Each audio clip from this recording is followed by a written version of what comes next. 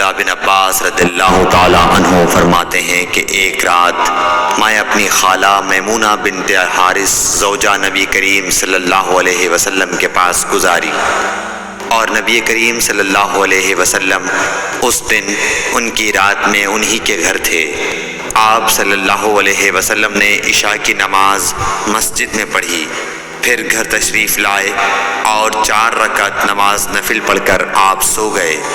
پھر اٹھے اور فرمایا کہ ابھی تک یہ لڑکا سو رہا ہے یا اسی جیسا لفظ فرمایا۔ پھر آپ نماز پڑھنے کھڑے ہو گئے اور میں بھی وضو کر کے آپ کی بائیں جانب کھڑا ہو گیا، تو آپ صلی اللہ علیہ وسلم نے مجھے دائیں جانب کھڑا کر لیا۔ تب آپ نے 5 رکعت پڑھی، پھر 2 پڑھی، پھر آپ سو گئے، یہاں تک کہ میں نے آپ کے خراٹے کی آواز سنی۔ پھر آپ کھڑے ہو کر نماز کے لیے باہر تشریف لے آئے۔ صحیح بخاری حدیث نمبر 117۔